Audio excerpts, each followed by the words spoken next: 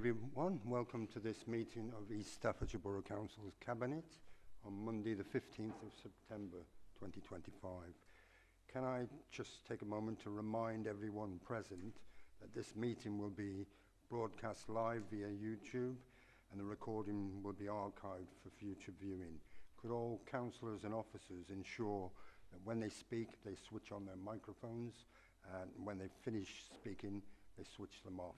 This is important because the camera can then focus on who is speaking. Thank you all.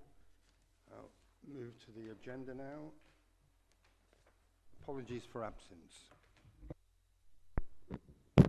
Thank you, Chairman. We've received apologies from Councillor Louise Walker and Councillor Paul Walker. Thank you, Andrea. Item 2. Anyone in the room have a declarations of interest? None being shown. Thank you. Item 3, to approve as a correct record the public minutes of the meeting held on the 21st of July 2025. I will move that. Can I have a seconder, please? Councillor Fletcher. All those in favour, please show. That's unanimous. Thank you.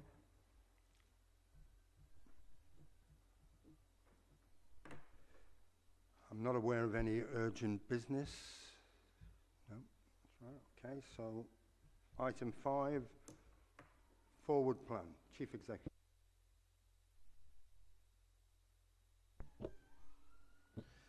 Leader, this is the forward plan from the 1st of October right the way through to the 31st of January 2026.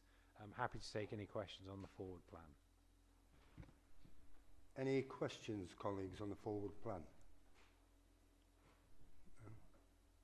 So we're receiving that for information. Thank you. Item 6, can I ask Rachel, please, to say it and then present it, please? Thank you. East Staffordshire Borough Council are required to keep their housing conditions under review, which has previously been conducted through a stock condition survey or modelling. A new and updated BRE stock condition model was procured in 2024, which has been used to revise and update the housing stock condition strategy and action plan. In comparison to the previous 2014 report, there's been an overall increase in the size of the stock across all tenures. Performance compared to England and regional averages is worse for all hazards, especially excess cold, which is double the England and regional average. Fuel poverty is also worse than the England average, and there are a higher number of private rented dwellings with an EPC of E or below. The total cost of mitigating Category 1 hazards is estimated to be £25.8 million for owner-occupied and £5.7 million in the private rented sector. Information provided in the BRE report has been used to identify areas within the borough that could benefit significantly from housing standards and energy efficiency improvements. The strategy focuses on disrepair, excess cold, falls, low income, insulation and energy efficiency. The action plan for 2025 to 2030 combines current corporate targets for energy efficiency and housing standards, along with additional potential targets to help inform future targeted housing improvement measures. It is proposed that members consider the contents of the report and approve the housing stock condition model strategy and action plan. Thank you, Rachel. Any questions from Cabinet members or comments? I'm conscious you have seen the report on 2 occasions. No questions. I'm happy to move those recommendations at 13. Can I have a seconder, please? Councillor Slater. All those in favour? Again, that's unanimous. Thank you for that, Rachel. I believe, Rachel, you're doing item 7 as well. Is that right? Okay. The Environmental Health Team is a statutory regulator for a wide range of legislation that protects the health, safety and well-being of our communities. The service undertakes statutory enforcement activities and provides a range of regulatory and advisory services to the council, businesses, members of the public, residents and visitors to the borough. Enforcement powers are extensive and include proactive and reactive interventions to secure compliance. Demand for the service remains high and continues to increase, specifically in relation to housing complaints, but also in relation to non-compliance with food safety requirements. This report provides detailed information on the delivery of the Council's Environmental Health Service and the nature and extent of enforcement work undertaken to secure compliance. It is recommended that members note the contents of the report. Thank you, Rachel. Any questions from Cabinet members for Rachel? Comments? The recommendation is to note the report. I'll move that. Can I have a seconder, please? All those in favour? Thank you. Thank you, Rachel. That was item 7. Item 8, review of the Council's enforcement policy. I believe that's you, Lauren? So the corporate enforcement policy is reviewed to ensure compliance with the latest standards and ensure that the policy continues to encompass the key factors and principles paramount to all aspects of enforcement undertaken by the Council. Whilst the policy covers all regulatory activities undertaken by the Council, it will of course remain necessary to maintain the Council's service-specific policy document. These documents set out in further detail the enforcement practice in relation to each particular service area. The policy contributes to the corporate priorities, in particular creating a prosperous East Staffordshire, protecting our heritage and standing up for our communities. It also directly links to corporate target COM 23, which is revision of the Council's corporate enforcement policy. There have been some minor amendments to the policy. Some paragraphs have been reworded. Paragraphs 2.9, 2.10, 2.11 and 2.12 have been removed because the policy was originally written by a former environmental health manager, and as a result the policy had more of an emphasis on environmental health. There was little reference to other disciplines such as housing or licensing. There is already mention of the legislation that the Council follow within that specific policy, and these paragraphs can therefore be removed as they do not add anything. So the benefits of reviewing the report are that it sets out what the public, businesses and others being regulated can expect from the Council and its enforcement officers. It also ensures that the Council meets its obligations. Failure to review the policy may result in some inconsistency of approach across the Council and a greater likelihood of challenge to a particular enforcement decision. So Cabinet is asked to consider the revised corporate enforcement policy for formal adoption. Thank you, Rachel. Any questions or comments from Cabinet colleagues? I'll move the recommendation at 13. That's seconded. Councillor Slater. All those in favour? That's approved. Thank you. Thank you, Lauren. Item 9, Climate Change and Nature Action Plan. Mark, please.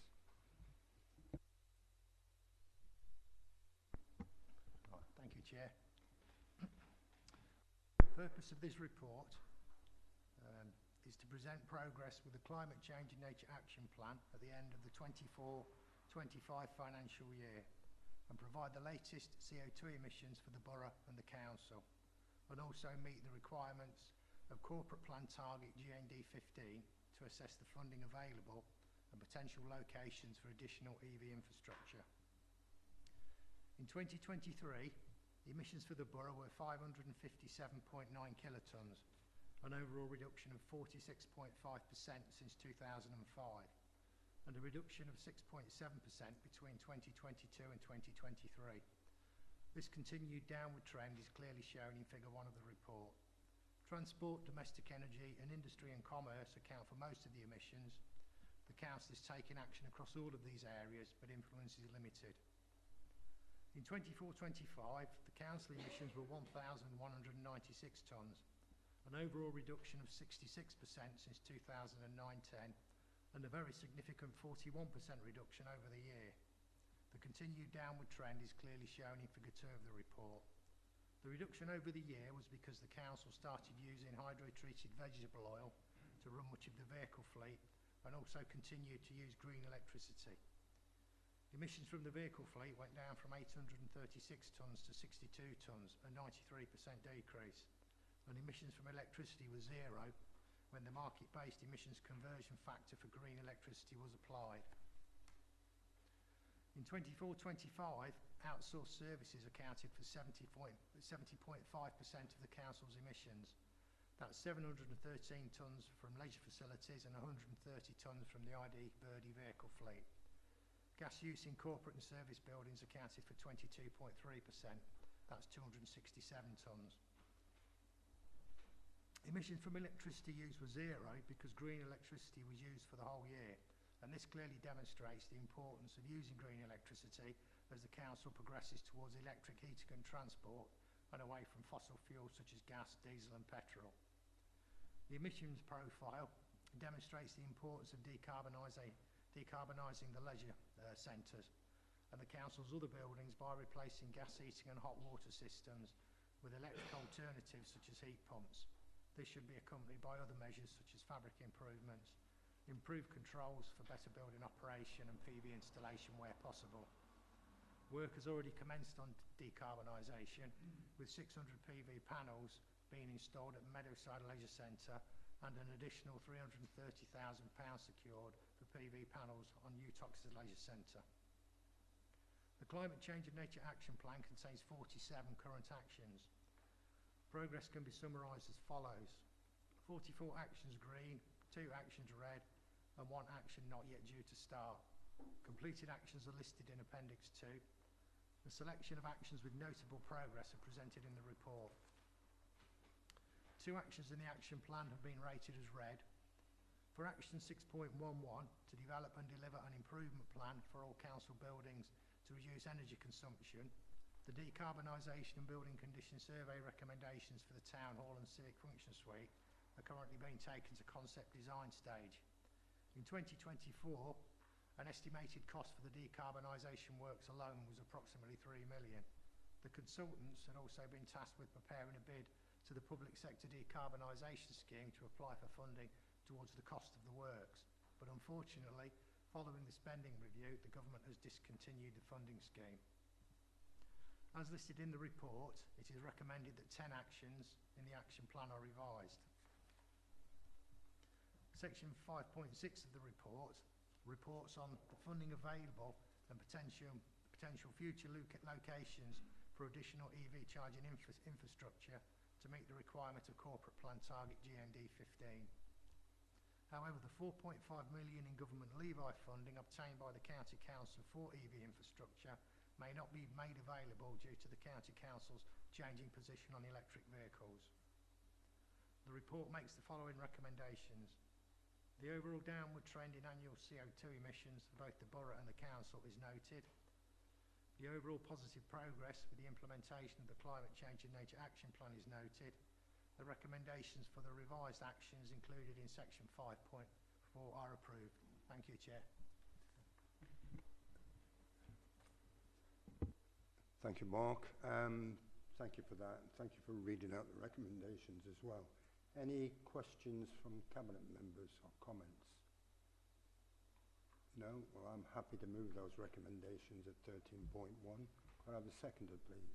Councillor Fletcher. All those in favour? That's unanimous. Thank you, Mark. Item 10. Q1 Revenue and Capital Outturn Report 25-26. Lloyd, please. Thank you, Chair. The report presents the financial position as at the end of Q1 and provides the projected end-of-year outturn for both revenue and capital, and it also provides an update on Treasury management activity and strategic risks. The projected revenue budget variance for 25-26 at the end of Q1 is an underspend of £51,000 against budget. Within that position, there are a number of areas forecasting pressures, although those pressures are, at the moment, fully mitigated by underspends across other council services. In terms of the capital programme for 25-26, that now sits at £14.431 million, and there is a forecast outturn of £13.425 million against that, and a further £1.033 million of reprofiling into 26-27. That overall leaves a small residual overspend of £27,000. In relation to Treasury management activity, Investments at the end of Q1 stood at 46.2 million, with returns against those investments since the start of the financial year averaging 4.52%, and the service overall showing a forecast £20,000 overachievement against budgeted income by year end.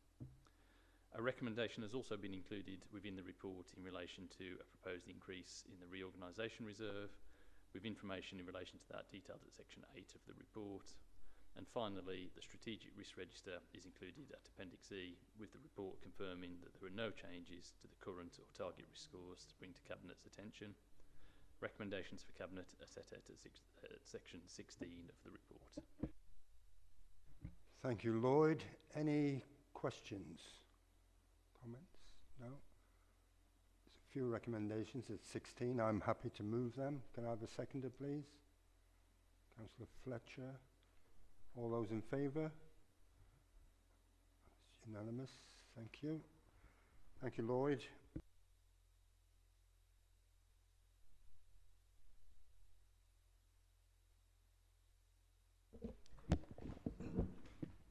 Thank you. Evening, everybody.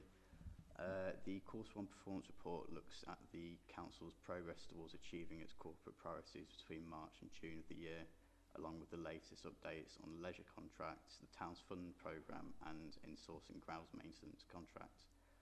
I'll begin with the corporate plan.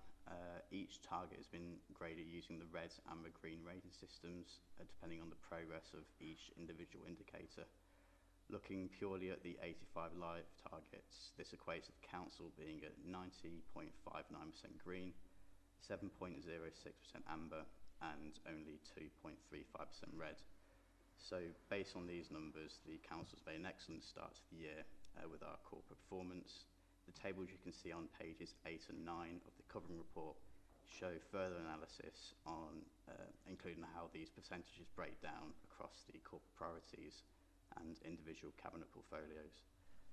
Those small number of red and amber targets are all detailed in tables 3, which includes some comments to provide context around the situation with each of those indicators. There are 2 recommendations in this report. Table 4 details the corporate target to be agreed post-outturn, and Table 5 highlights the target proposed for deletion on pages 13 and 14 respectively. Appendix 1 includes comprehensive data on all of the indicators in the corporate plan and showcases the Council's strong performance last quarter. As usual, the report goes on to provide information on the performance of the leisure operator contract in section 6 of the recovery report, which also looks very strong with a positive rating of 0 amber and red targets. Section 7 of the report summarises the progress for the Towns Funds programme. This details the 3 partner projects which are currently identified as being on track with a positive RAG rating for delivery, spend and risk. And finally, section 8 of the report outlines the progress of in-source grounds maintenance service with a target delivery date of the 31st of October 2026. It confirms the project remains on schedule and highlights key developments during Q1, including the creation of a supply chain strategy and premises options appraisal. That's a quick summary of the Council's Q1 performance, and as you can see by the information provided, the Council's made a strong start to the year across the 4 points covered. I'll pause there for any questions. Thank you, Tom. Yeah, thank you for saying that. Any questions or comments? No? 2 recommendations at 16. I'm happy to move them. Could I have a seconder, please? Councillor McKiernan. All those in favour? Okay, thank you. Thank you, Tom. That brings us to the conclusion of the public part of the meeting. So thank you to the public for watching. So I'm now going to propose that we move into the private section. So I'm going to therefore move that in accordance with section 100A(4) of the Local Government Act 1972, the press and public be excluded from the remainder of the meeting, as it is likely, in view of the nature of the business to be transacted or the nature of the proceedings, that there would be disclosed exempt information as defined in the paragraph Part 1 of Schedule 12A of the Act. I'll move that. Can I have a seconder, please? Councillor Fletcher. All those in favour? Thank you. We'll move into private now.